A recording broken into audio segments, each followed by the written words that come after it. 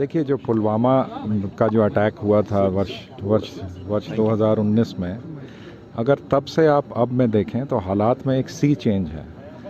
बहुत सारे remarkable progress हुआ है, सिक्योरिटी ग्रिड बहुत तेज़ी से इम्प्रूव हुआ है और लगातार जो ऑफेंसिव है सिक्योरिटी फोर्सेस का वो जारी है। टेररिस्ट मॉड्यूल्स बस्ट हो रहे हैं, टेररिस्ट न्यूट्रलाइज हो रहे हैं, टेरर इकोसिस्टम को हमने बस्ट किया है।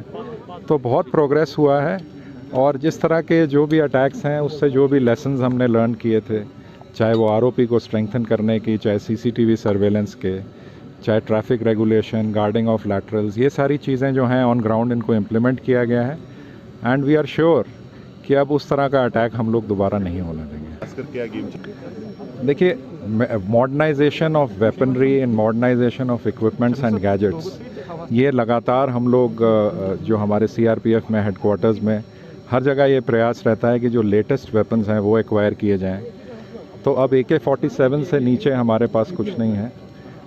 जो हमारे पास बॉम्ब डिटेक्शन के इक्विपमेंट्स हैं, ड्रोन्स हैं, नाइट विजन डिवाइसेस हैं, UAVs हैं, डिजिटल वायरलेस सेट्स हैं which cannot be intercepted, CCTV surveillance हम कर रहे हैं, बुलेट प्रूफिंग ऑफ व्हीकल्स हमने की है, माइन प्रूफ व्हीकल्स हमने मंगवाई हैं, मीडियम बुलेट प्रूफ व्हीकल्स मंगवाई हैं। तो लगातार टेक्नोलॉजी को हम लोग लेवरेज करने की कोशिश कर रहे हैं और ये एक फोर्स मल्टीप्लायर की तरह काम करता है। तो वी आर डूइंग दिस। देखिए, टेरर इकोसिस्टम को हम डिस्ट्रॉय करने में लगे हुए हैं और जो भी टेरर इकोसिस्टम का पार्ट है, चाहे वो हाइब्रिड टेररिस्ट हैं, OGWs हैं, सबको लगातार डिस्ट्रॉय किया जा रहा है, डिमोलिश किया जा रहा है। जैसी सूचना आती है, it's a work in progress depending on the intelligence, depending on the modules. Lot of modules have been busted. तो हमारा निरंतर प्रयास है कि इनको दोबारा पनपने नहीं देंगे। सर, जो अब देखिए, उनकी क्या स्ट्रैटेजी है, उनके क्या टैक्टिक्स हैं, I will not comment on that. हमारा क्या रिस्पॉन्स होगा in the short term, in the long term, हमारी क्या कैपेसिटी बिल्डिंग होगी टू एंटिसिपेट।